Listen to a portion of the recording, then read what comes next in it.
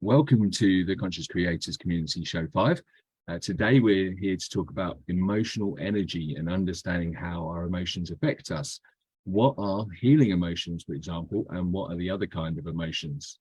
So this is season 1 of our show, episode 5, and we're talking about creating a better life, starting an empowering transformational journey. We aim to provide you with useful information and practical tips on how you can go about and succeed at this. So today, as I said, we're here to talk about emotional energy. So if I can just start with whoever's on my left, Jen, would you like to introduce yourself and tell us what emotional energy is to you, please? Thanks for having me. I'm Jen Stover. I'm a neuroscience-based educator, a mentor, and the founder of the Human Infusion Project. This is a nonprofit project that helps people augment and accelerate their healing and recovery work in between their therapeutic sessions.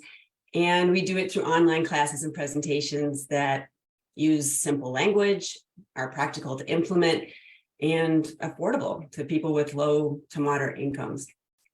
So emotional energy, because I kind of lead through it, science language and the physiology of the body, I don't really look at any emotional energy as being negative or positive. It's not the emotion itself, it's the intensity, the frequency, and the appropriateness of when it's used, as well as our ability to rebound back to that centered, neutral, moderate calm.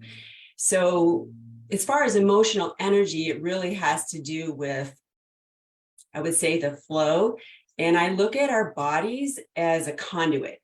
Like there's essential energy that flows through every living being, right? That connects us all.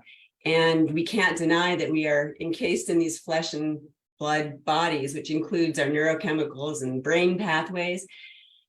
And that conduit is what can get conditioned to kind of excessively put that flow out there or restrain it. And part of our healing is learning how to become flexible with that emotional energy, centering it more around neutral calm, and then learning and differentiating what situations are really life-threatening and which things are just merely uncomfortable. Yeah, I love that. And I think it's a great point that all emotions are healthy. We have a spectrum of emotion. We have to show those emotions. It's more the intensity of emotions. So Cher, would you like to introduce yourself and tell us what emotional energy means to you? Hi, good morning. I'm not muted. Okay, good. I am Sherry Marchman Day. I'm an author.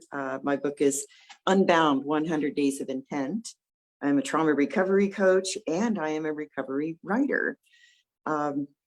Emotional energy, I was just exploring that topic this morning just because of things that have been going on recently in my life, back behind the scenes.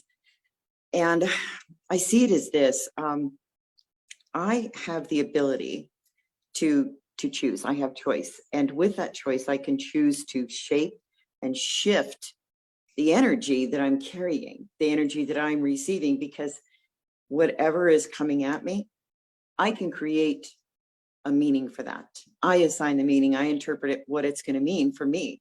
Feel it in my body. I feel it, around me. And I can choose to pull it all in and have it affect my energy, my mood, or I can choose to just be neutral with it. At the end of the day, what it comes down to for me is what I wrote this morning, which is choice changes my expectations. If I'm going to expect to have a bad day, I'm going to have a bad day. If I make it neutral, I'm good. But I can also choose to make it, like we were talking about the lemons in the lemonade. You can choose to have lemonade, but it doesn't have to be sweet. You can have a bad day, but still be positive. So that's what emotional energy kind of summed up for me. Yeah, I like that. So it's making the choice of how you're going to let it flow, so to speak. And Sil, if you'd like to introduce yourself and answer the same question. Wonderful. So from Way of Impeccability, emotional energy for me is energy that is energy that we have transformed, transmuted, shaped into something that makes a difference. In other words, if I have energy, but I don't relate to it in a way that adds to me, that I feel matters or makes a difference or is purpose, then that energy is somewhat meaningful. So to me, when it comes to emotion, this is how I appreciate or evaluate the energy in different ways. So it's giving a qualitative evaluation to the energy. And this, now I can say, I feel good about it, I don't feel good about it, and I can have a way that learns to make a difference between the energy. I can differentiate thus. So emotional energy is that way we differentiate energy in terms of usefulness or not. Brilliant. Yeah, awesome. Love that. And Jennifer, you're next on my screen. So I think that emotional energy is not only something that we feel, but something that we give off and other people feel from us. And I second what everyone has said so far, so I'm not going to get repetitive, but yeah. I like what Jen said about it being a spectrum of emotion, and none of them are good or bad, but it's the way that we're processing it and what we choose to do with those emotions. But it goes beyond us, our emotional energy. Our emotional energy is felt by everyone that we connect with and everyone that listens to us, and then it can change their emotional energy. So emotional energy is a very powerful thing. I think for that reason, we can do a lot with it. It can be harnessed. Yeah, absolutely. I love the fact that you pointed out that it's something that can be felt by others as well. Yeah, I think that's really crucial to understand. Jason, you're next.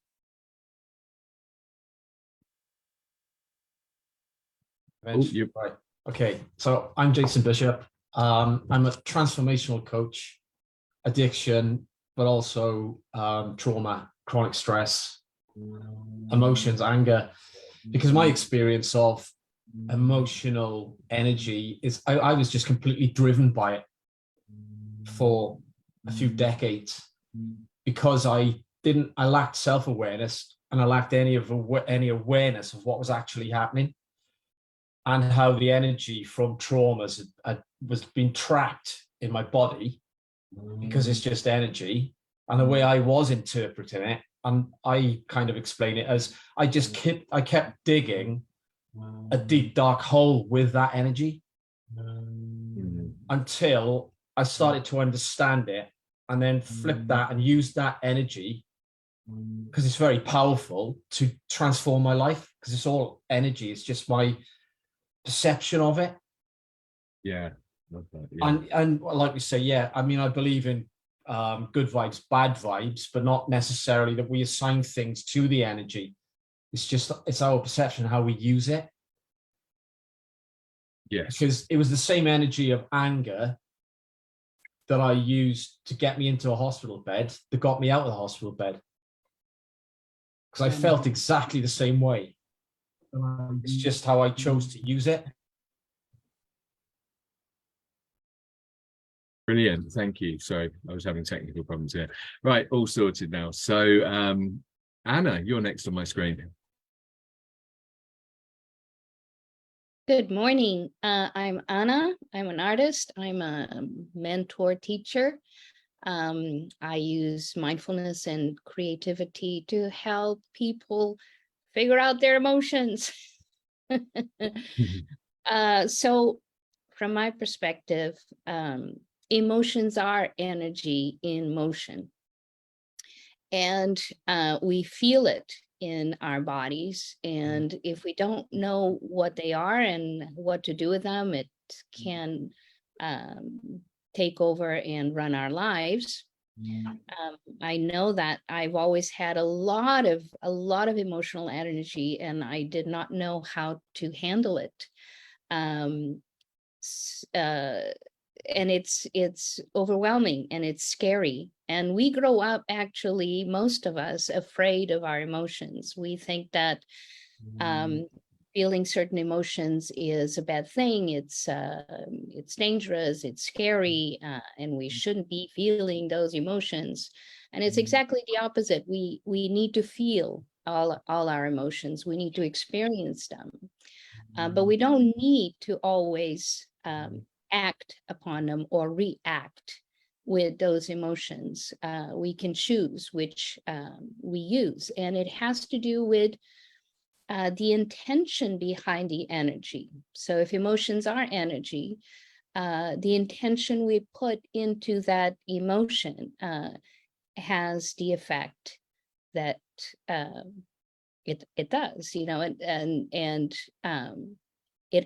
we either use it controlled, or we let it just run and do what it does, because it will do what it does. It's all about understanding what you are feeling, what kind of emotion is generating in your body, and feel it all the way and use it or not use it, depending on what your intention is. Brilliant. Maybe I don't know if No. I was coherent in that. Yeah, you were brilliant. I think it's a really good point you made about how we often feel we fear our emotions. Sorry, that's the word I'm looking for. A really crucial thing. I think that intensifies the energy from the emotions when we feel them, for sure. And Brenda, you're next.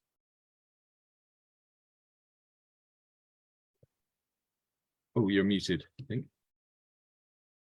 Hi, I'm Brenda Johnston. I'm an energy healer, and I use shamanic ceremonies and journeys and Reiki and Qigong to help people clear their emotions. And to me, emotional energy was how your experiences from the past can trigger an excessive flow of emotions that can snowball and can cause physical pain and sadness, or it can cause joy and love. You really have a choice each and every day how you want to feel. And they say we're spiritual people having an emotional experience. So it's the whole spectrum of emotions. And that's just, it's your choice, really. You just need to learn to choose what serves you, I guess. Thank you. Yeah, brilliant. And Bina, you're next. Hello.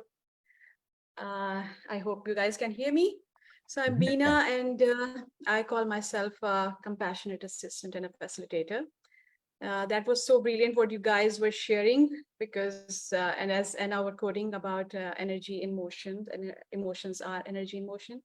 I'm learning about emotions because this is something, it's always something kind of like a mysterious thing for me, because feelings and emotions and energy, because at least what I understand so far from your sharing, also from every one of you, that energy is, emotions are just pure energy, and it's a different kind of frequency of energy at that time, and it triggers with, like, you can say that it's an eruption of energy, because it seems like that it's a pretty raw energy, and we don't have much control over it, at least in the beginning. Yes, we can channelize it later on, but when it is happening, it is happening. When we are feeling your emotional eruption, it is happening. But yes, we can channelize it as anyone who is deliberately making choices or being impeccable, or any way of, or any medium.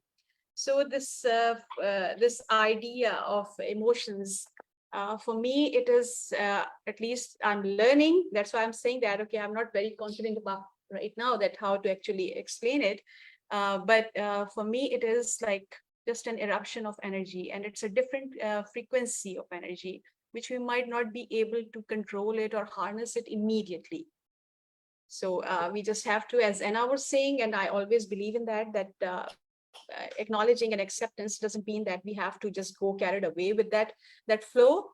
We can, yes, I acknowledge, I accept, right now I'm feeling this, I'm having this energy eruption, but I'm going to just analyze it in a different way. This is a different deal. But in itself, emotions, for me, they are just a different frequency and a different eruption of energy. That's it.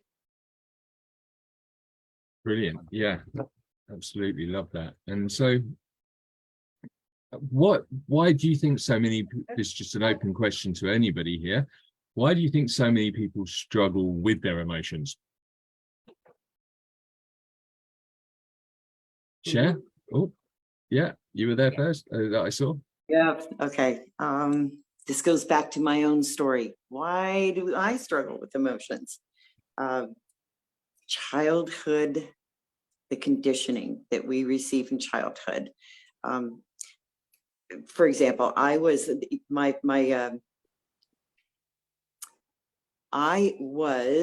taught never to be angry, that I had to be good, that I had to be positive, that I always had to take everything that was being done to me, all of the molesting, all of the grooming, all of the everything. I could not be angry and I couldn't express it.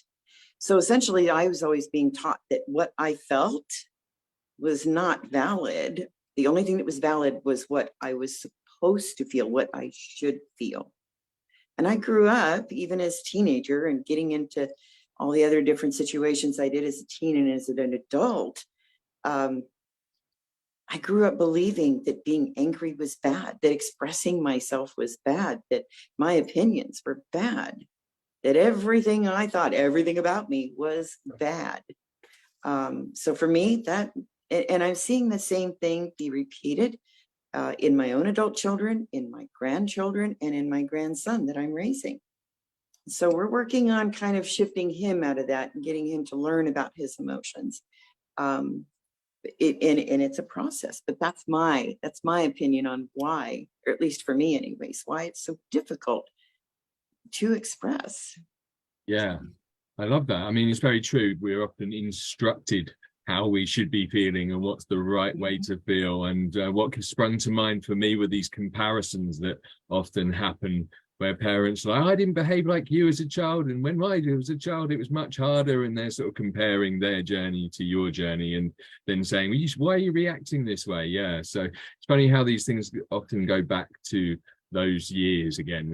Every show we get back to the things that happened during childhood often. So Jen Stager.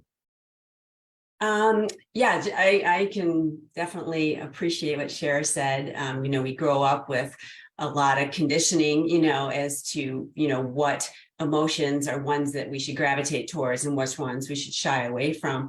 And a lot of it fundamentally comes down to knowledge and education. I mean, we didn't know what we didn't know back then. And so, my goodness, our parents themselves probably obviously struggled with emotions, and we didn't understand what was going on through our bodies. And most people as adults don't understand what's happening in our bodies now. And so for me, I feel like a fundamental foundational piece is really educating people to understand this body we are living in the moment. And that's part of the struggle. And then part of the struggle is, it's probably a deeper conversation, but we can get easily attached and addicted to the feelings and the pleasure that comes from only some of our emotions. And anything repeated and not diverse is going to become quite compelling and hard to break away from. Yeah, absolutely. I mean, I say to myself all the time when thinking back, and this has helped me a lot, was that the information I now have access to wasn't available when my parents were parents, and it wasn't what I would call common knowledge. Whereas now it's becoming more common knowledge, I would say. I'd say it's not enough yet. We're getting there, but it's becoming more common knowledge. Anna, I think you're next.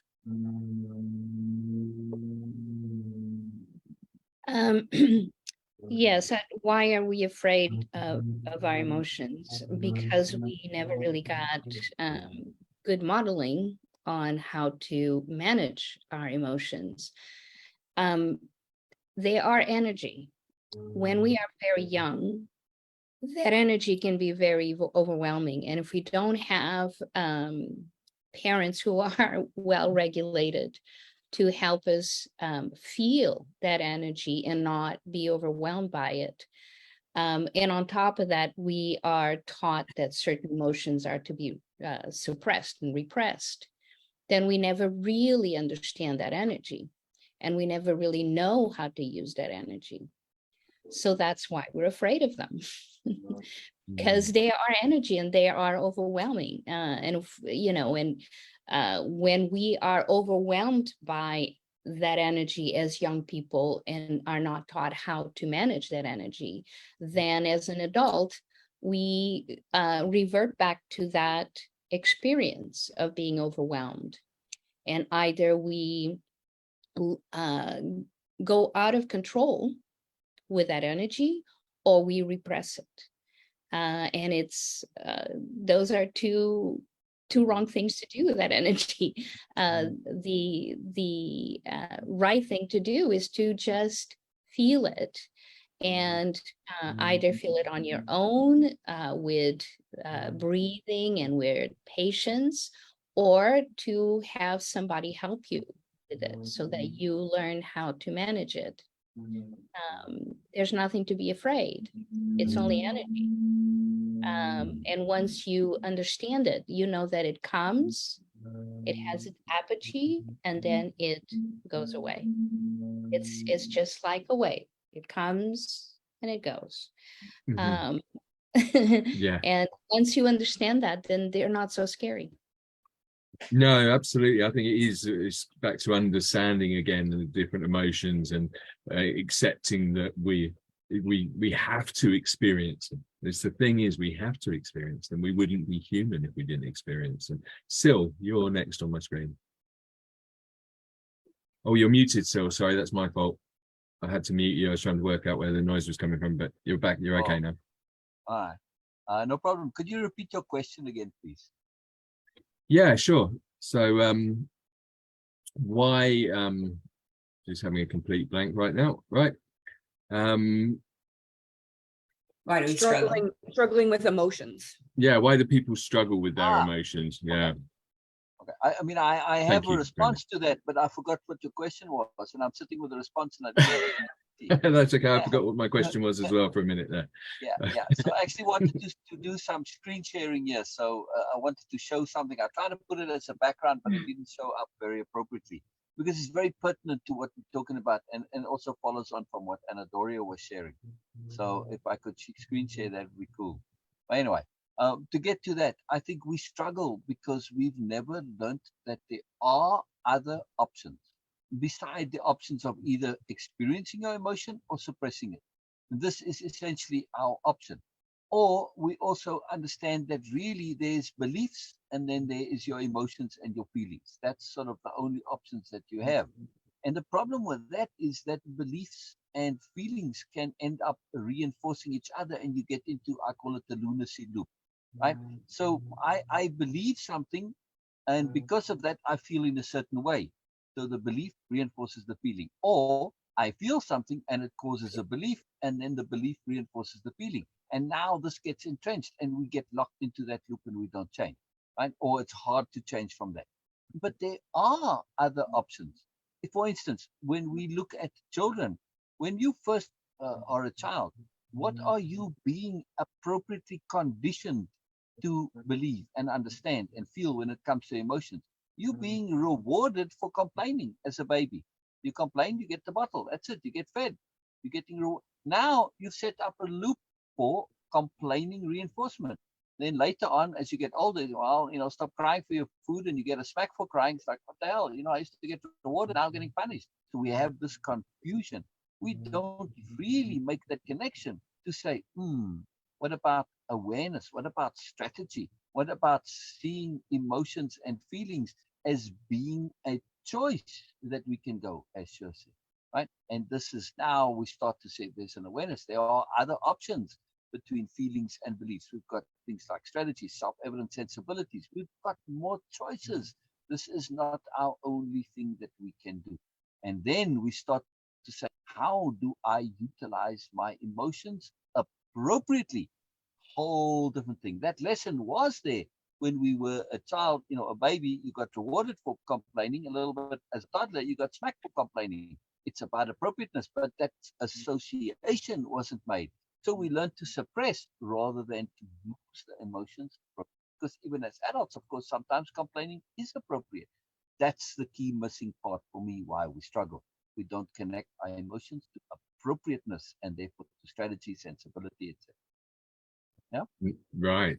Nice. I mean, yeah, there's such a valid point there about again about upbringings as well. It's one minute you're crying and getting what you want, and then the next minute you're being told off for crying. Yes, think I can relate to that a little bit right now in my parenting journey, to be honest. So Brenda, you're next. Hi, so I struggled with emotions because I was told real men and big girls don't cry, suck it up, children are seen, not heard, and be a good girl, and at work, be a team player. And I've noticed that in the past, men used to shove their emotions down and then they'd have a heart attack.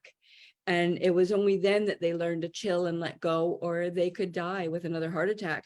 So I was never allowed to show my emotions. And one of the things that happened is I didn't really hug people properly until I did a shaman healing and learned to sort of let people in and actually have a real hug with a friend or something like that. So I'm glad that I learned. I'm still working. It's a work in progress, but still learning and having my journey.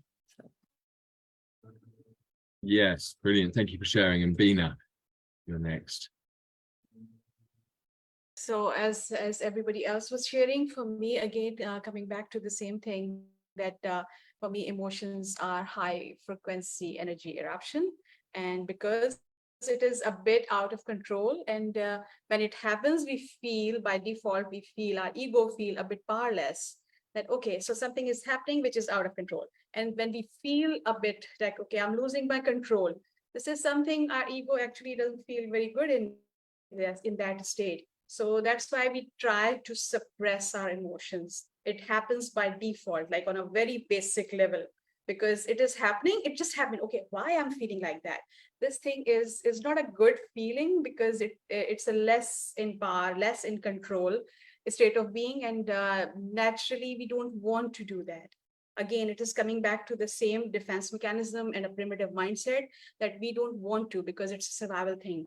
If I'm vulnerable, if something is happening without me initiating something, it is beyond my control. And that's why we try to suppress our emotions all the time. Yes, of course, now we are being aware and we are learning. So he said, okay, yes, we have other ways to handle that. But emotions actually erupting energy at a high frequency thing, it makes us feel powerless. It makes us feel a bit of control over ourselves. That's why we try to suppress it, man and woman both, initially, on a very initial stage. Yes, then we learn somehow, because it is good to be weak. It is good to be less in less control for women. So they said, okay, yes, I'm this. So we are more open to that. Men struggle on a next level also, that, okay, no, we cannot let it go. So for me, it is a very, very core of it, is that we feel powerless. That's why we try to suppress. Interesting. Yeah, I love that. And it's true. I think for most of my life, I probably felt powerless until, like Cher was saying, I found out I had a choice. I can choose my reactions. Yes. You know, that's ultimately what adds to the energy, is when we react, suddenly it grows and it grows. Cher, did you want to add something? Oh, you're muted. Oh, I'll unmute you. It's hard finding that little tiny button. Yes.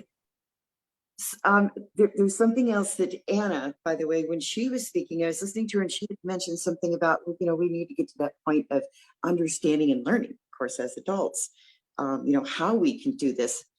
That sparked me to jump to the present day moment, get out of that, child mindset of, oh, wow, this was happening then. But what happens now? What I've noticed with myself and with others, I did not dare share my emotions until I found, number one, support. Number two, a safe space. I had to share in a safe space. I had to feel as though my environment was safe enough. And believe it or not, the safe space that I found was right online, Zoom. That's where I shared my story. As a matter of fact, I even recorded it and put it up on YouTube. So, and then I wrote a book about it. But you have to find that safe space. At least that's where I came from. I don't know about anybody else, but I thought that was a real critical understanding for us to have, you know, that if we don't feel safe, we're not going to talk regardless. So. Yeah, absolutely. As we let everything out and get those feelings that we're hiding from ourselves or running from ourselves. Yeah, why are we going to share them in front of other people? For sure. Yes. Yeah. Anna. Yeah, I just wanted to so when where'd she go? Oh, when Brenda was talking about men and women and how we are conditioned to deal with our emotions in a particular way, men are to repress their emotions and women are allowed to express them, but it's a really weird way to understand men and women. What happens is, for instance, for women, for girls, we are told that it is natural for us to be emotional. And what that means is to be not in control of our emotions. And so what happens when we are told this as young people, we build a whole story around that. And then it becomes our identity. And it depending on where in the world you come from. For instance, if you are of Latin descent, you are stereotyped as emotional people, emotional women. And you then, that becomes your identity and you show it all the time. And it is tolerated and it's totally useless because we're just throwing our emotions all over the place and people are reacting to it and seeing us in that light. And we never really get to be who we are. For males, for instance, they are required to repress their emotions in public. But that doesn't mean that they are not emotional people. And so what happens is they, as Cher was talking about, whenever they find a safe environment to express them, then those emotions come out unbridled and unchecked. And this is where, what is it called? Family violence happens. Men then feel that they can express themselves in their families with their partners. And because they never learned to modulate and to understand and to feel their emotions properly, then they come out unchecked. And that's where domestic violence happens. So the point is, we are learning from the adults who raise us how to handle our emotions. And we then create a whole story around it, and we become that story, and it gets perpetuated. And it's really unfortunate because emotions are amazing energy that can be used for anything, for any purpose. And we can also choose to shift our emotions if we understand what we're feeling. If we understand, oh, I'm feeling really activated now, I'm angry about something, we can then choose something else. It says, yeah, I'm angry about this, so what can I do about it? What other energy can I use to shift this this situation? I'm angry about this, but I don't have to act in an angry way. I can act in a maybe a more intentional way, more empowered way, but not necessarily angry. So it's all about understanding what we're feeling and understanding how to use what we are feeling. And sometimes it means shifting that emotion to a different one that's more productive.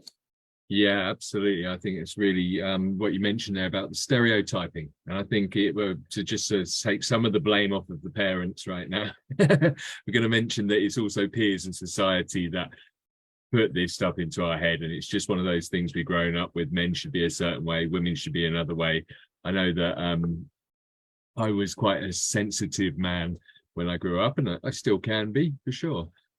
So yeah, really, really crucial. And I think you actually, my next question, so anybody that wants to jump in with this one, is what happens if we suppress our emotions, which Anna actually just got onto there, where she talked about how many men who don't know how to feel and experience their emotions end up, unfortunately, feeling they can express their emotions more around their family and maybe not doing that in such a positive way. And I think it doesn't just happen with men as well, from my experience. It can happen with women as well. So yeah, it's all over the place. But yeah, basically one thing from suppressing emotions is they come out in places you don't want them to. So, and at times you don't want them to, and they're not relevant and you don't need them. And what's called an overreaction, I think, is the best way to put it. Sil, you're next. So if you suppress your emotions, what happens, to answer your question, is we end up being unresolved in some way. And also because of that, if you suppress anything, you actually are encouraging it to grow. It's like putting yeast in a closed environment, like a yeast dough. Well, if you seal it up, it keeps growing, or anything brewing. So this is what happens. It brews and brews until it explodes, right? In my pineapple beer story. But anyway, so if we really look at this very closely, it's very important to understand that suppression leads to explosion. But I wanted to also add an important point when it comes to our understanding about emotions. When we feel something, we tend to say, where does this come from? Right? But sometimes we can feel things that have nothing to do with us. It's like smell. And I can be sitting here and, well, I smell something and I know, like I smell smoke, like a cigarette. Well, I'm not smoking. So where did this come from? There's nobody near me. It's coming from somewhere else, right? So when we look at emotions the same way as smells, that they're not necessarily generated by the self. And I think this is a very profound, simple point. That's like a duh point. But I don't think many people realize this, because when they feel something, they automatically assume it comes from them, right? Just because you feel it doesn't necessarily make it yours. You might be feeling something else from somewhere else, like you smell something else from somewhere else. You might be picking up on somebody else's emotion. But if we insist on believing it comes from us, we get into all sorts of problems and complications. Where did this come from? Why am I feeling this? And you start to create this whole story, this whole myth about this feeling, which of course is complete nonsense. So we have to be very, very careful of this, right? To understand where they come from. Secondly, just because you feel it doesn't necessarily mean it's valid. Now, I get into trouble with this all the time. How can you tell me my feelings aren't valid? Your feeling itself is real, but the logic or the sensibility, the understanding behind the feeling, not necessarily so. But we make this assumption: if I feel it, it's valid, it's real, not necessarily. Like the story that I told before about the child or the monster under the bed. The feeling of the child, the fear is real, but is it valid? No, right? So we must make this distinction between real feelings are not necessarily valid feelings. And this changes everything, right? This is a profound point. And one last point while I'm on this. If we get into remedy, when we feeling things, for me, I don't say, where does this come from? I rather say, why am I continuing to choose to feel this way? Continuing to choose. That changes everything, especially with not so pleasant emotions. Well, obviously with pleasant ones, well, I'm continuing to choose to feel this way because I like it. But with negative ones, that puts the agency on me, that I'm choosing, and I'm choosing to continue to feel this way. Doesn't matter where it comes from. It's irrelevant. Why am I continuing to choose to feel this way? It makes it my choice, my choice, my choice. And that's how I self-moodicate, which I put in chat there.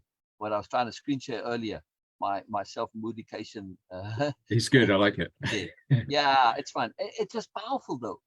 But the point of that is that we can self-moodicate. I posted this in a large group, right? In my group, I said, well, and some said, but you can't choose your emotions. I got that comment quite a few times. Oh, really? Wow. Where did you get this idea from? Of course you can choose them. Of course you can self-motivate, but we don't believe that, or at least many don't. And it's a major obstacle in terms of dealing with emotion. Very big. Yeah, absolutely. I think I can really relate to how suppressing emotions or not being able to show emotions causes us to hold them back, and they block, and then we overreact. And all we need to do is learn to put a pause and actually understand where the emotion came from. Ask ourselves a few questions before we actually experience the emotion as our own, as something that's, like you say, relevant right now or valid. Exactly. Jason. Yeah, I think the points we make about, I was definitely taught not to express my emotions because I think I was overly forceful and my parents didn't enjoy it. So I was constantly being told not to act that way, to express my anger, etc., etc. Yeah. But then I found I could express myself through rugby and sport and music. So I could cope with how I felt because I could pour that into something else. And then when I lost sport and music, I just drank. And I just suppressed for 23 years. And what was happening in my life, if I'd expressed myself, it wouldn't have worked out well at all. So then I did start feeling worthless and useless and just a nothing. And because I wasn't expressing anything, I was just pouring drink onto it and moving further and further away from who I am until I was so angry in the end, I did nearly burst. And then when I came out of hospital, as I say, I used that energy and found another way to do it until I'd resolved it to the point where I understood then that I was self-regulating again and didn't need to use that anger any longer. And then I was choosing different emotions. And that's when the body healed, and that, because now I'm in a state of love, and it's all a totally different world. Through the whole spectrum of expression, suppression, and expressing again, but understanding it more. Yeah, expressing with understanding. So making a choice about how you're going to express it. Yeah, I like that a lot. Thanks for sharing that, Jen. And I've muted you. I don't know if you saw my message.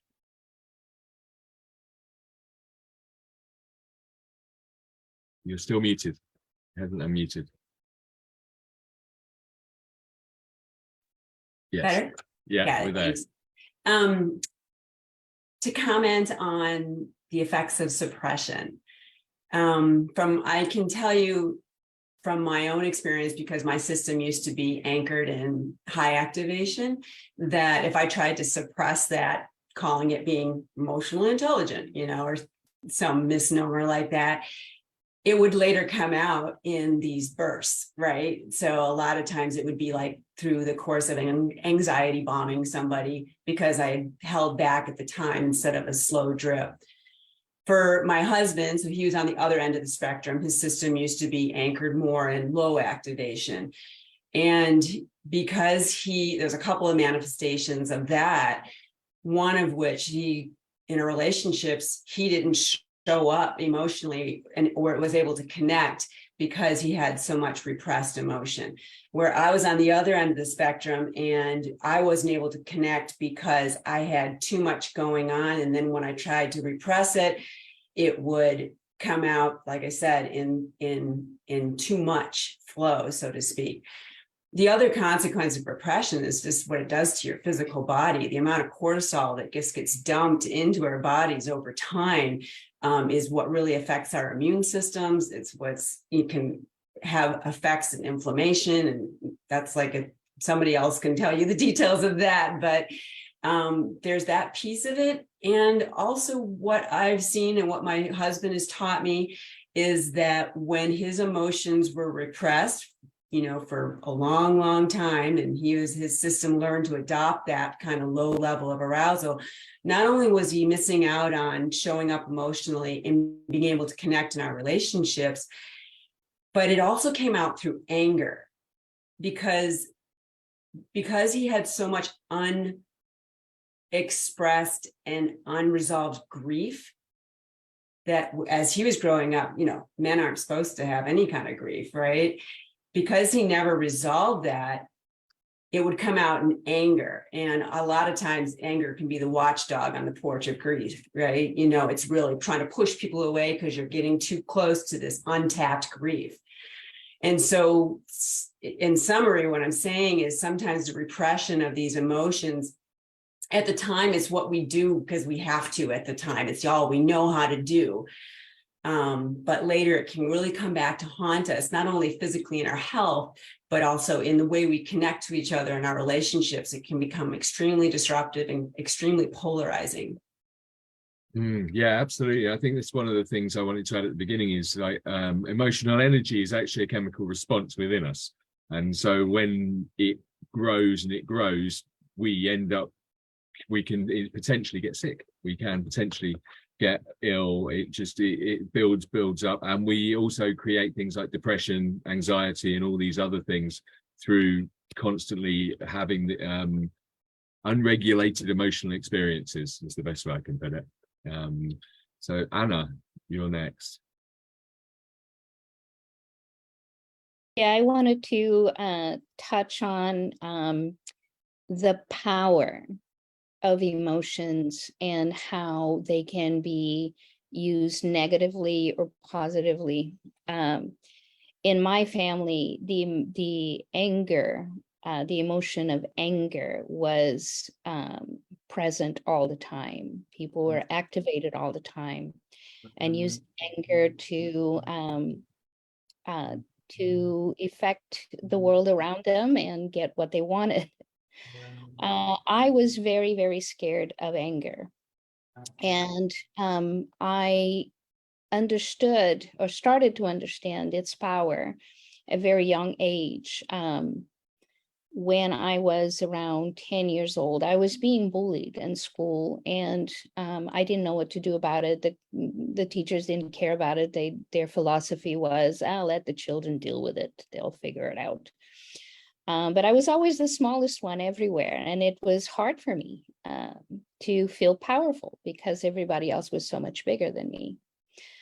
But one day I had enough, and I sucker punched this girl, and I made her bleed. It was just one punch, but I almost broke her nose. What happened from the effect of that was I was so scared of my own power that I vowed never to get into a physical altercation with anybody. And fast forward that, 8 years later, I was 18, and I confronted my father, who had abused me for quite a few years. I just had enough.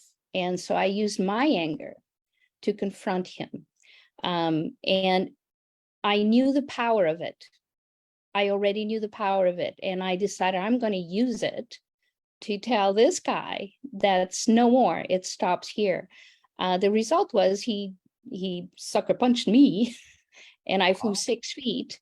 But that anger was so powerful that I got up and I felt like I was a superhuman. I didn't care if he hit me again. I didn't care. I was going to stand up for myself and for what I had decided. And I stood up and I looked him in the face and I said, do it again. And somebody actually got in between us and it didn't happen. But that's just to demonstrate that an emotion has tremendous power and can be used in different ways. It's how you decide to use it. You don't have to act upon it, but you can use that energy to create an effect. Yeah, absolutely. I mean, such a crucial point how what we label as positive and negative emotions, actually there isn't any. Even the ones that we're labeling negative, anger and things like that, can be used in a positive way. And they, if we understand it, yes, if we Yeah. know and understand the emotion. well, yeah, I mean, I was thinking about this, and I'm not going to get too into this, but you know, we have these different labels, instincts and emotions, but how do instincts show up as a feeling? Yeah. So what is the real difference? Yeah. What is the real difference there is my question, was what I was thinking about yesterday. I just want to comment on Anna Yeah. Doria.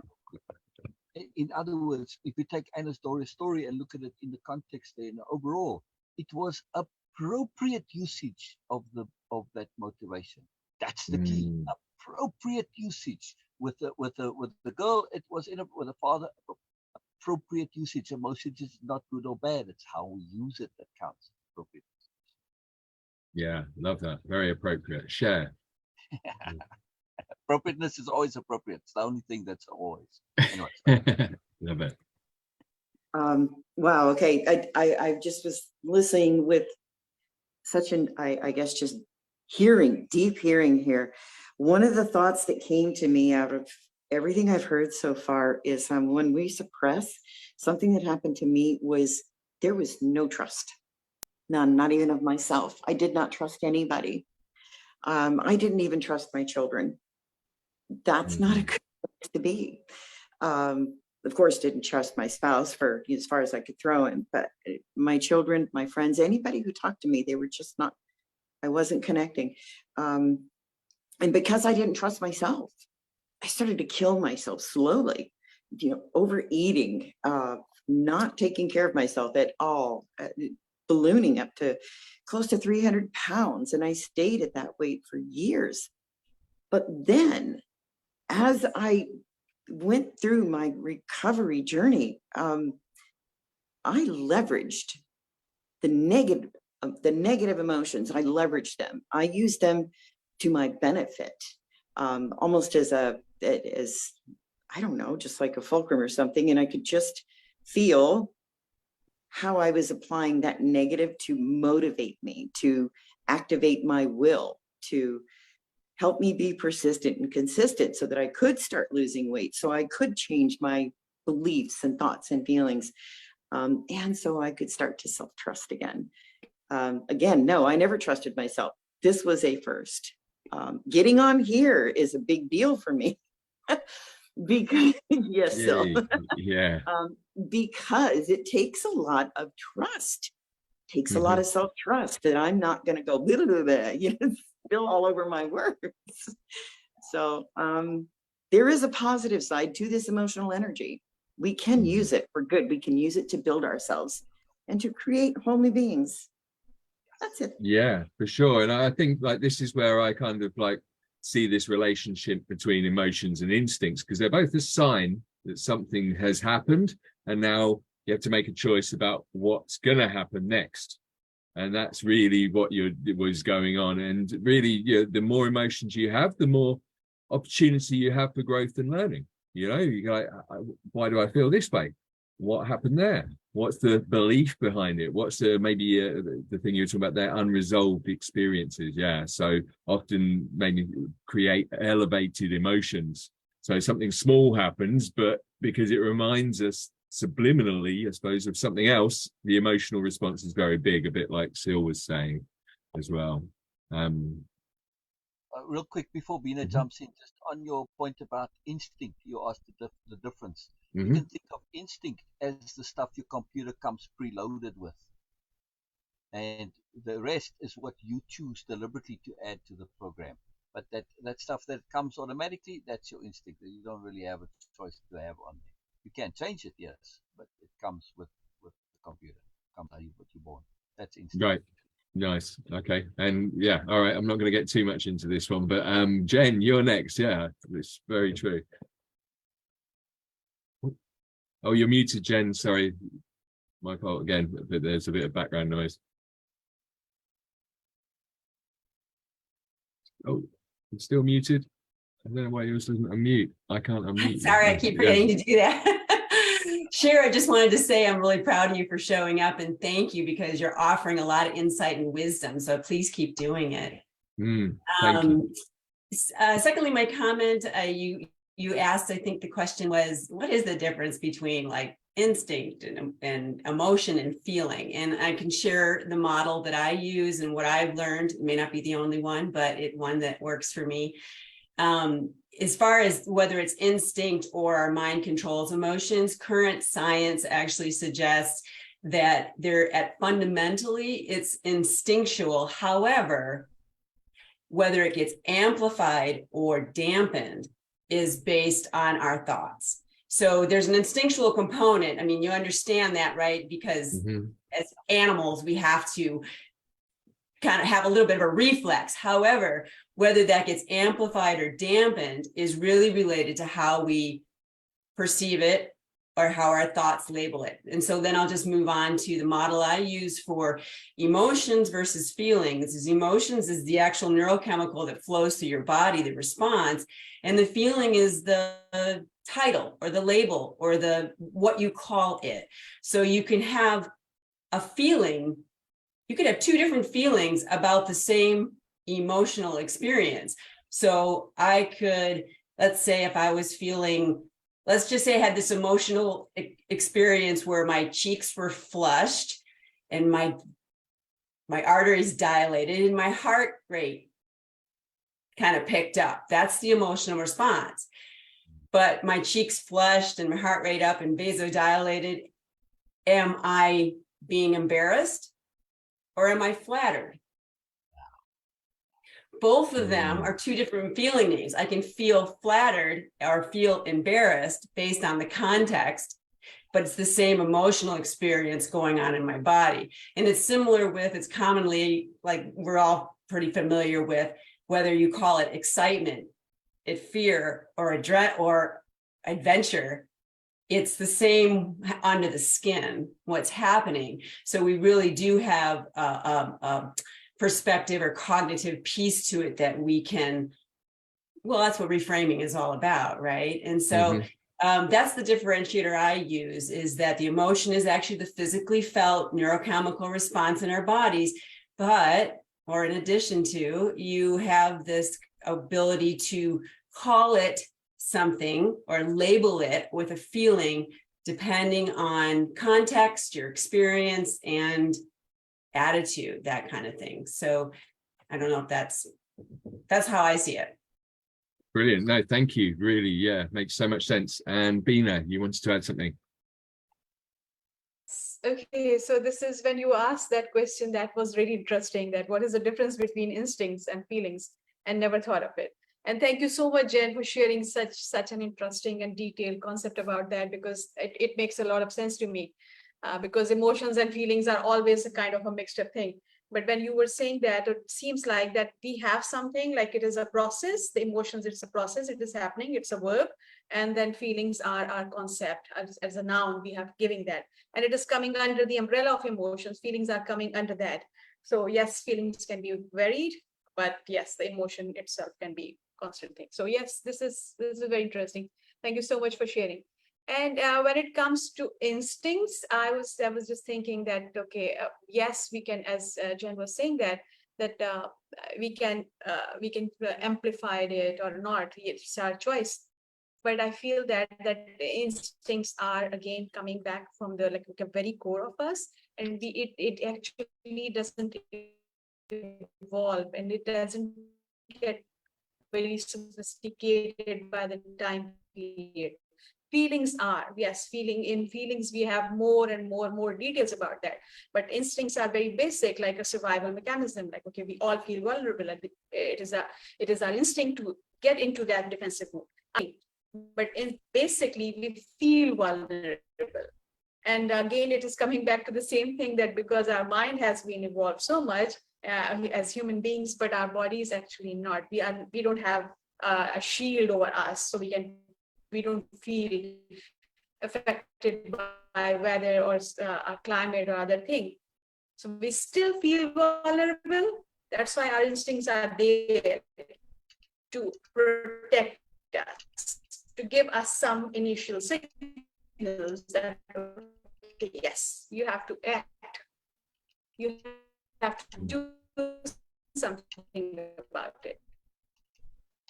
Right. Yeah, absolutely. So I lost you a bit at the end there, but yeah, I mean, Feelings are coming later, and as Jen was saying that emotions and first our instincts trigger a signal, and our energy, they come energy to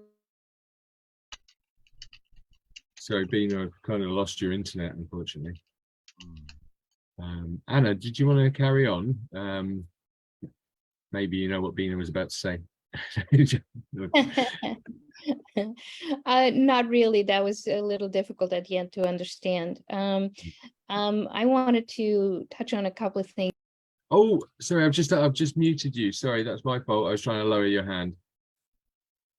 Yeah, I wanted to, I forgot who, I think it was Cher that was mentioning that when we are not in touch with our emotions, that they can actually harm us. And, you know, speaking again of that powerful anger that I grew up with, I lived with that anger most of my life, and it was my fuel to do anything. However, it bit me.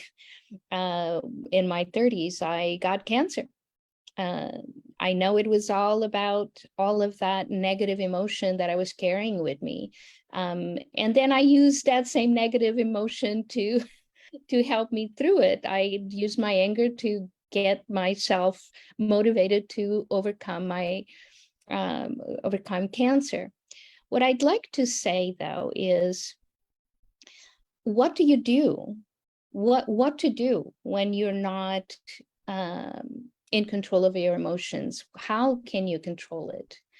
And I'm going to go back to Brenda when she talked about having a safe space. It is very important to have a safe space to learn about your emotional self. Therapists are really good. Coaches are really good. I use creative work. Creative work is a great way to express and understand and learn to use your emotions. There's many examples through history of artists who used art to express themselves emotionally. Jackson Pollock, for instance, he was an extremely emotional painter, and he put all his emotions on the canvas. A lot of them were very negative emotions. He was a deeply depressed man.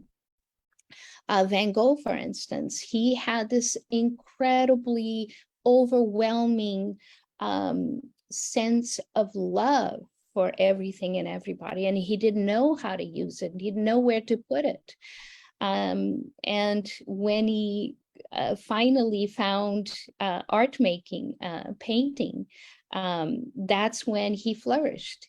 All his paintings are about love, are about expressing that incredible, powerful love for everything, for life, for people, for nature. So there is a way to learn and to express emotions in a safe place, in a safe environment. Art making is one of them. One of the things I do with my clients is teach them about the spectrum of their emotions through color. You can connect color to your feelings, and if you can understand that red is not just anger, that it can be also passion, or it can be frustration, and once you start understanding the nuances of your emotions, then you are able to control them better and to use them better. Thank you. Brilliant. Sil, did you want to add something to that? I do. And before Anna started, I had this in my mind, but Anna's now just beautifully amplified what I want to share. And we're talking about how at least techniques or understandings of how to deal with emotions. So for me, I have like a power triangle for this. And at the apex is energy management. Everything begins with energy management. You can forget about learning or trying to change or do anything if you don't have the energy. And this is really depression, right? Low energy, don't want to do anything. If you have the energy, now you can start to deal with it. So we start with energy management at the top. Then we have mood management. And to, you know, have mood management, you need energy management. But the key that connects the two is association management. And this is what Anna was sharing with the colors. It's about how you associate. If you always associate red with anger and the red flag gets waved, you become the charging bull. It doesn't need to be so. We can deliberately change those associations, that tagging. And it's a very simple process sometimes. You literally just change the label, like when you change the unknown into mourners. It's like, holy crap, the whole world just changed just because I rechanged the label. And we can do this with our emotions. We feel we have to feel a certain way when something happens. That have to is just because associated belief. Change the association, change the belief, change the relationship, change your reaction. And now we start to. Oh, sorry, Sil, you've been muted. My fault. I'm pressing the wrong button. Sil, you're on mute. Sil, I've accidentally muted you. I'm having a bad show today. I apologize. That's okay. That's okay. You may be accidentally pressing your space bar, which toggles the mute button. No, I'm trying to lower your hand, and it's right next to the mute, right. and I'm hitting the wrong one. Well, I apologize. I'm going to keep my hand up. Sorry. I will not be remote control. Okay. I was just saying though, when we learn to change the associations, we can shift from reacting to responding. And this came up earlier too, to develop this as a technique, the power pause technique. Whenever something happens, just delay your reaction a few seconds, and that's a power pause. And even just a few seconds, because, well, for the positronic brain, the second is an eternity. So internally, those few seconds give you the opportunity to how you're going to respond. And that's the difference between response and react. And right there is a way for dealing with emotions as well. Associations, and therefore, also, again, change the thing. I don't have to react right away. I can respond. Very powerful. Very, very powerful. Associations too. Association management, super powerful. Thank you. Yeah, love that. And awesome. I will remember to put my own raised hand emoticon down next time. So yeah, so I apologize for the technical difficulties I've had today to everybody watching. Thank you everybody watching. So really loving the show so far. I think it's been an amazing topic of conversation. So you've talked here about making a choice and what people can do. So what techniques are there for people out there who want to start putting a pause in there and then choosing a response? How can people start, learning to do this for themselves? Any ideas? Yeah, Jennifer. I think you want me to lower my hand myself, Matt. I'm going to get it for you. There we go. Thank you. So I think that the first step is becoming mindful that you're having an emotion that you need to get under control. Like, just be aware that it's happening first, because without that awareness, you have no power to change it. But once you're tuned into what's happening, now you can do, like Sil said, you can do a power pause, you can stop. There are questions you can ask yourself. I usually tell people to, when they don't like the way they're feeling, I have this thing I made up, I call it the how. Look for the how in it. Look for the humor, the opportunity, or the wisdom from that situation, and that will change the way that you feel. So that's my personal. I'll also ask myself, what's the most I could get out of this? What could I turn this into that would change the way I feel? Because our perception of situations is what triggers our emotions and ultimately determines how we feel and the emotional energy that we're giving off to everyone else. So being mindful that it's happening is important first to change it. That's brilliant. And what was the O, sorry? How? Yeah, how is humor, opportunity, or wisdom? Like, maybe you're in a situation that it doesn't seem like a good situation, but there is opportunity there. You're just not looking for it because you're too busy thinking about how bad it's making you feel. So you could miss it. You could miss the humor in it. Maybe there's something really funny going on and you're just so busy being mad that you're missing out on that laugh now.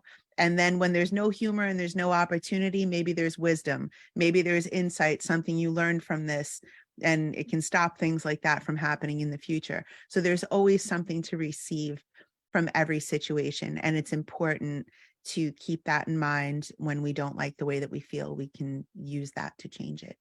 The how. Option, Yeah, option brilliant. and other. Thank you. Option and other for the O as well, right? Options and others. Yeah, I like that a lot. I had remembered it was opportunities, but I had to check. So Jen, it's over. Am I muted? Am I good? No, you're not muted this time. Okay, to kind of mirror or branch off of what Jen was saying, for sure, awareness makes a big difference. So mastering the pause is a critical component. Super hard to do when you're up here, right? So the more that you can pay attention to your body sensations and really develop the skill of interoception, which is recognizing the physically felt emotions as they're brewing.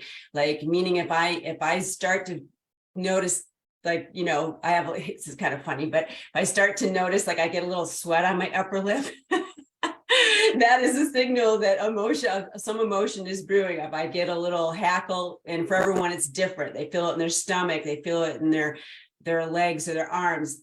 If you really become acutely aware of that, you can really master that pause sooner and in a lower level of activation. And a really fun way to practice this sounds kind of goofy, but if you like to watch like action adventure movies or even drama, is while you're watching it, if a really good show will actually kind of elicit an emotional response in you, right? And so when it does, I'm kind of like, ooh, like, notice how it feels through your arms and your bodies when, like, you get excited when, you know, a compelling part's coming, or if you start to feel like, you know, like a really sad or dramatic experience or something going on, is just kind of start to notice what's happening in your body, so that you can identify it in another situation when it happens to you, but you catch it early. If you catch it early, you're going to have a greater success, I would say, at mastering that pause than when you're, you know, up here and then ready to explode.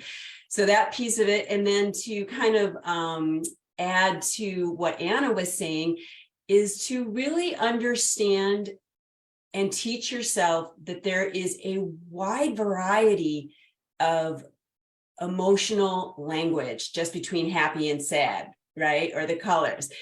The technical term is called emotional granularity, but it's basically getting specific that, you know, an adrenaline surge isn't just excitement. It could be nervousness. It could be anticipation. It could be, there's all sorts of nuances. When you're absent of emotional discharge, you're going to feel that, but are you bored? Are you depressed? Are you apathetic? Are you, you know, like, there's so many shades of lower energy, and there's so many shades of color, to use Anna's language, of higher energy. And when you know the specifics and the combinations and really in detail, each one has a different remedy or something that you can do about it. It really elaborates and widens your choice about what you want to do with this emotional energy, the more specific you can become. Yeah. Oh, I mean, yeah, I love it. And I can relate to it so much. So I got told I had anxiety when I was younger, and what I started to learn is that anxiety and excitement are pretty much exactly the same, and they start off exactly the same kind of feeling. And so as you start to feel that, you instantly label it as anxious.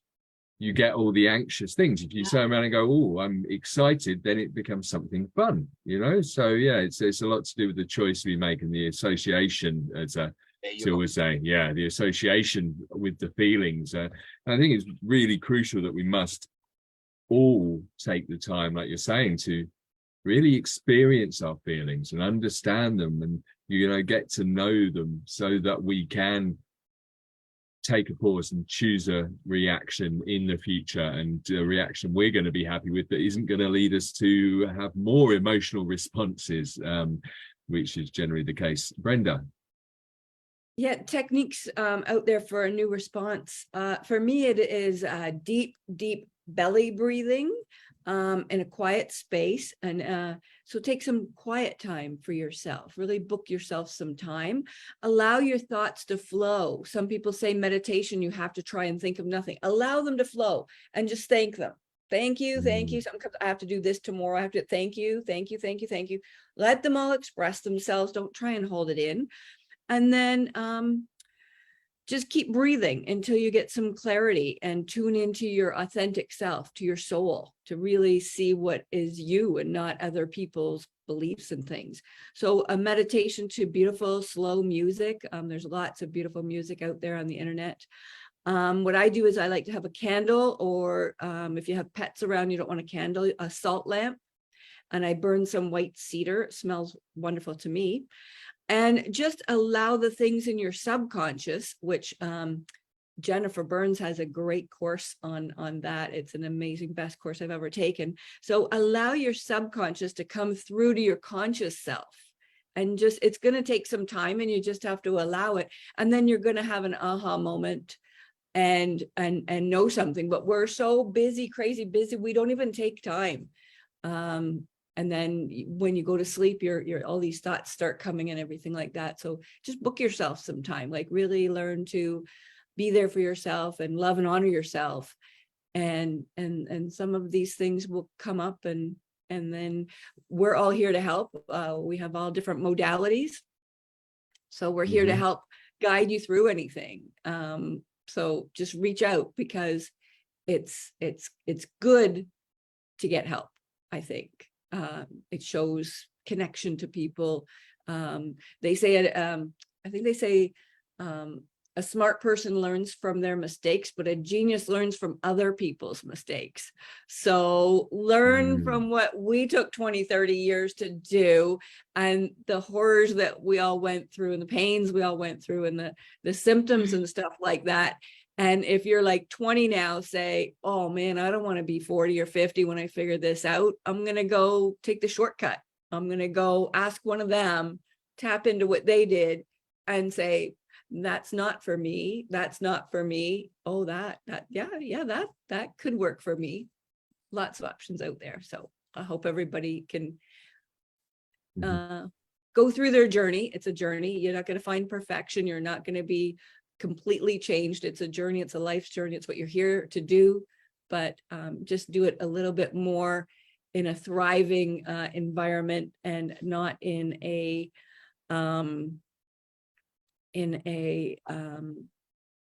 stressful and I'm trying to find the word. Isolated environment. Like find your community. We got a great one going here. If you want to join this, there's lots others out there, but just be your truest self. Don't be a follower. Don't be a follower. Don't be a muggle on Harry Potter. Be a wizard. Be a wizard, and really express yourself, heal yourself. Be the weird one in the room, you know. Find your own Patronus. Yeah, find your own self. Yeah. Absolutely. And I think that's the reason we're all here, is to share our own experiences, everything we've learned, and how we all had support and had people that shared information with us, and we kept asking questions, which has got us to today. And in hindsight, most of us looking back probably could have done it a lot faster if we'd have known better then. But that's why we're here, to share the information with others. And if you want to ask any questions in a safe place, watch any of the videos, or connect with any of us, we now have a Facebook group, and the link for that is in the description of the video and in the comments. So I just thought I'd add that there. So we've only just launched it, so it may take a few days to get you all in, but please just send your invites, and we'll be contacted once you're allowed into the group, and all of the recordings will be there, plus all of the members and all of the guests. Cher, you wanted to add something? I got it that time. I think everybody pretty well kind of pulled together what I practice as much as possible when I need to pause. Pausing has been very difficult for me to do, but I have finally accomplished that. How I did it was, it started with support, and that support came in the form of just little mnemonic reminders and awarenesses that I did need to pause. And that's my information for a newbie, not somebody who's been on their journey already, but somebody who's already looking to how can I start controlling my emotions? So first off, support. Second, to sum up everything that I heard so far, awareness, it's key. Then we need to acknowledge. After that, I need to anyways, accept. So it's awareness, acknowledge, accept. And then the very last part for me is to apply. That's when I ground. That's when those are my 4 steps that I follow. And they apply to Lord knows just about everything. So that's why I use that to kind of sum up beautifully what I think anyways, what everybody was kind of talking about, how we can do those things for ourselves. Yeah, absolutely. I love that. So awareness, acceptance, excellent. Yeah. And Anna? Oh, sorry. No, Yeah. go ahead.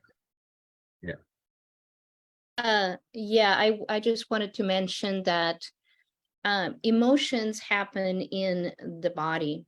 If you try to rationalize it with your mind, it's doesn't really work. So you do have to understand what's happening in your body, and you have to calm down your nervous system. Meditation is a really great way to do it. And so is physical activity. I'm privileged. Another thing I wanted to mention is creative people who are highly creative are usually very sensitive to emotional energy. And so it's easy for a very creative person to not know how to manage that unless they use it creatively.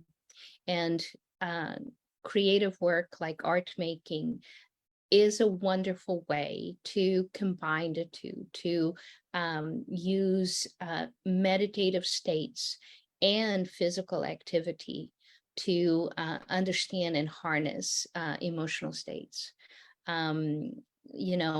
Dancing, for instance, is a great way. And so is painting and sculpting, and even poetry, because when you're writing poetry, and I always tell people, if you're a writer and you want to do, if you want to use it for transformation, don't do it on your computer. Actually use your hand, pen and pencil, to write your words, because what you're doing, so writing is drawing, is basically drawing.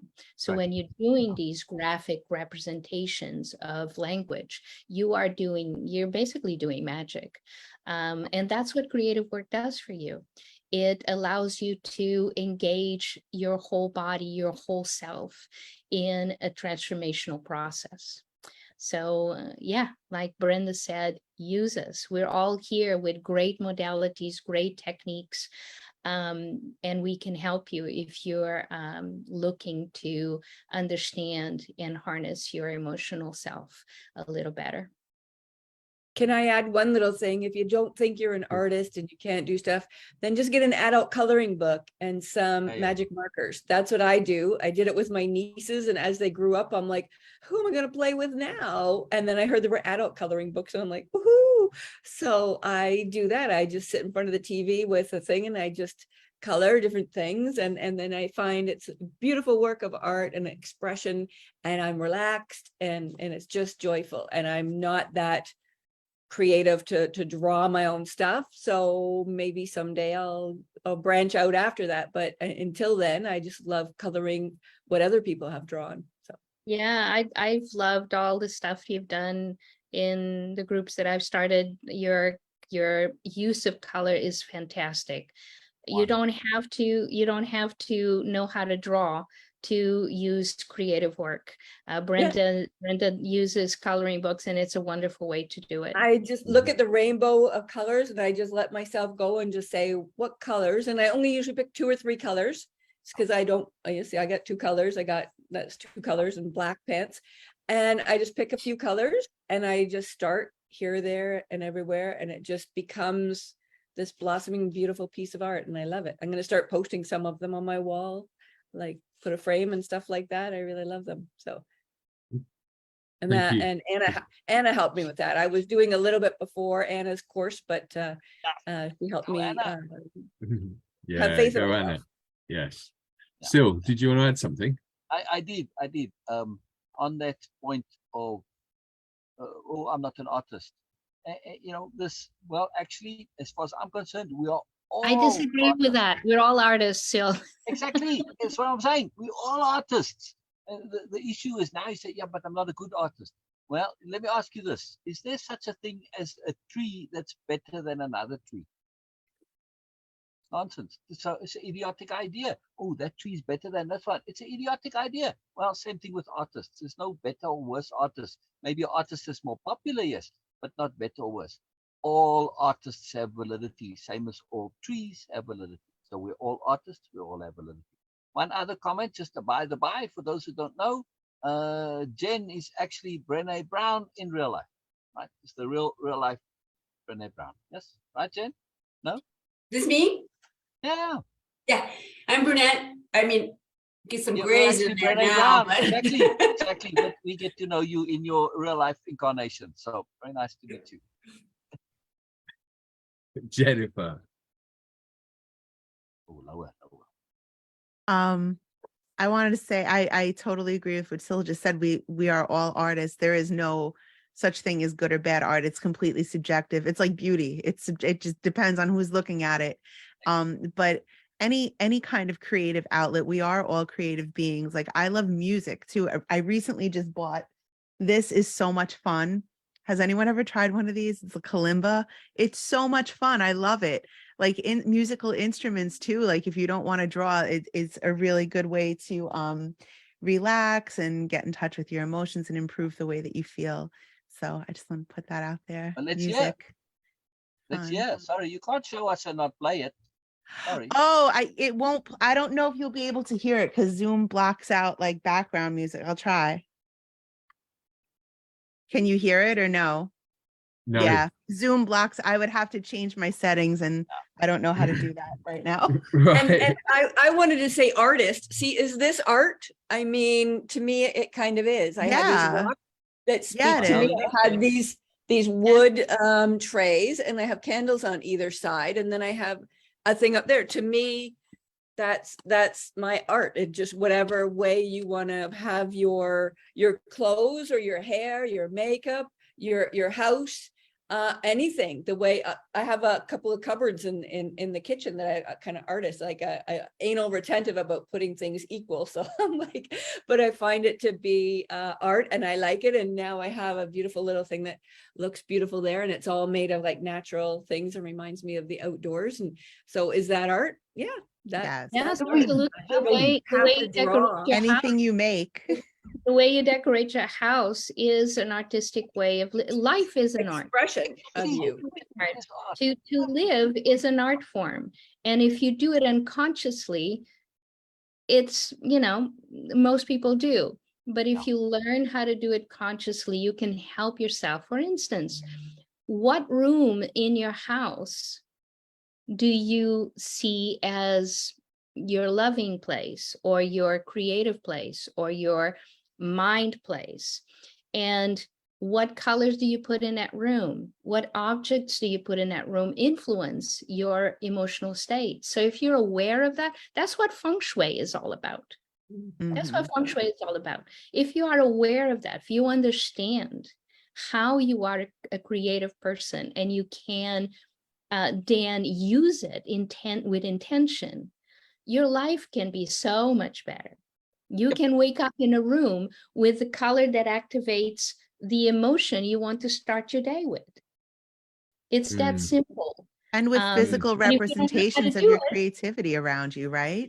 Like to yeah. look at this everything is that my you made. husband's work. Yeah. Is it really? That's really Yeah, cool. he's a landscape photographer, and he has. I have this things wow. like this on my desk every day, and he has Beautiful. learned to moderate his system, and by expressing his emotions, you know, up regulating through the creativity and picking up landscape photography That's so 4 or nice. 5 years ago, and now it's a thriving business, you know, and things that he teaches others to express their creativity through photography. So we use our home intentionally to surround ourselves with some of the most exquisite things he's created, as well as like you said, I'm really intentional about selecting colors and textures and allowing space in our lives as well, not real cluttered. So it invites more calm. So it's real intentional. Yeah.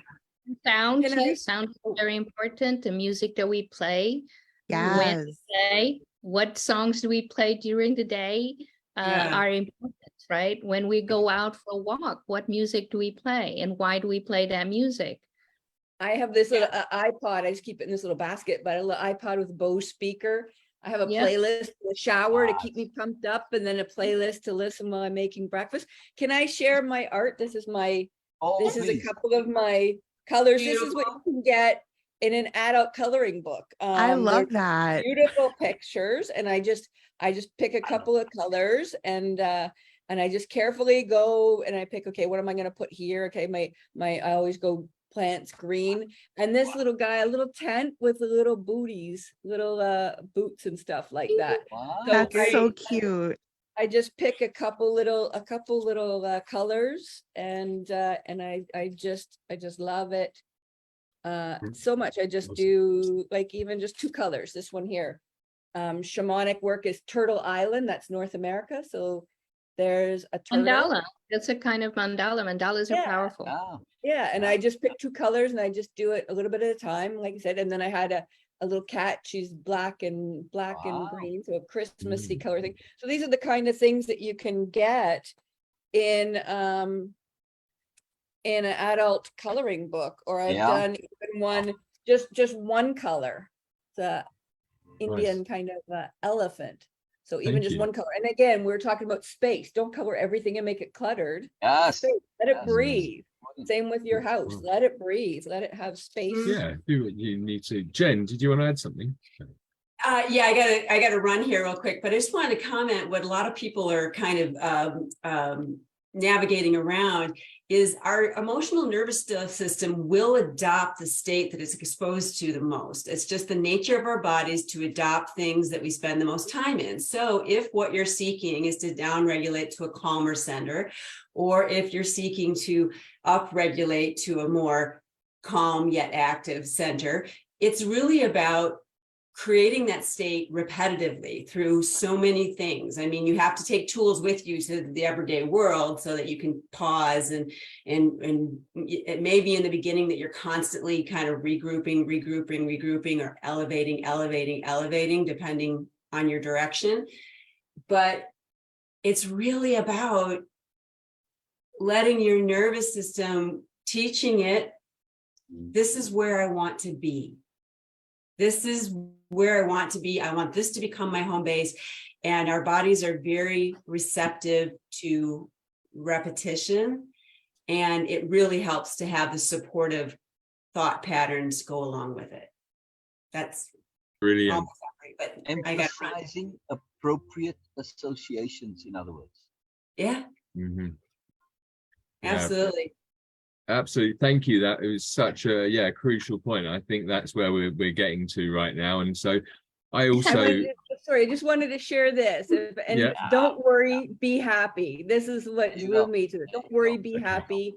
And it's got all these beautiful sayings in it, and it teaches you at the beginning how to color. So you can learn a little bit of this, or you could go to Anna.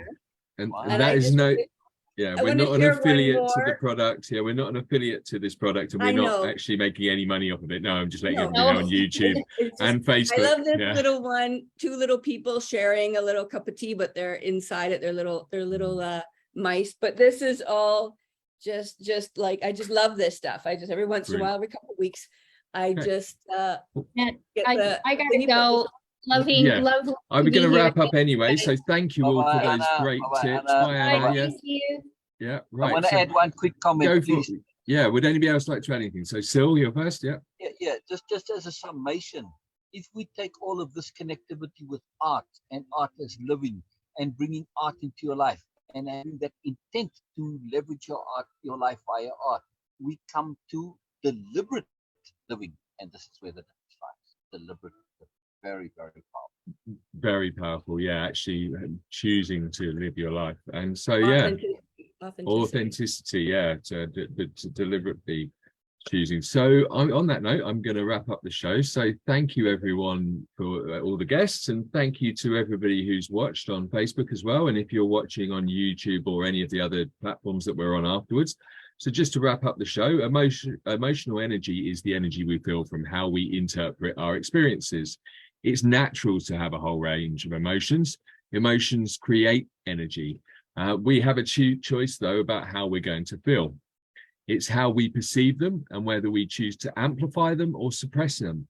However, if we choose to suppress them, it can often cause them to be unresolved, which can lead to inappropriate events, emotional reactions is the best way, or explosions. So elevated emotions can often be attached to unresolved experiences, and the intention or imagination we put behind the emotion will create the energetical response. So emotions can be used positively or negatively, and we can use them for other people and other people can use them against us. People can often fear emotions because they're told they're not good and bad. Yeah, as I've already mentioned, it's best to experience all of them. When we don't accept, don't understand, or even fear our emotions, this can cause a larger energetic response. So what can we do to learn and understand more about our emotions? Well, we can become mindful that we're reacting, become aware, look for the signs that we're about to have an emotional reaction, a sweaty lip, desire to shout, cry, or whatever our reactions are, and delay those reactions. Take a power pause, look for the how, the humor, the opportunity, and the wisdom from the situation. Try something different, try breathing deeper, try meditation, try art, try music. Our environment is a big part of how we feel. And as Jen just pointed out at the end, our body will start to regulate at the states we regularly expose it to. So if we are in a stressful environment, then we will feel stressed. If we're in a sad, depressing environment, we will feel depressed. If we're just, moping around, not doing anything, that's going to happen. So watch the end of this video, plenty of tips on how to be more creative, let your energy flow, make your environment a better place. Thank you all for coming. It's been an awesome show. Yeah, thank you, Matt. Awesome takeaway. See you next time. Awesome. Cheers. Bye-bye. Bye.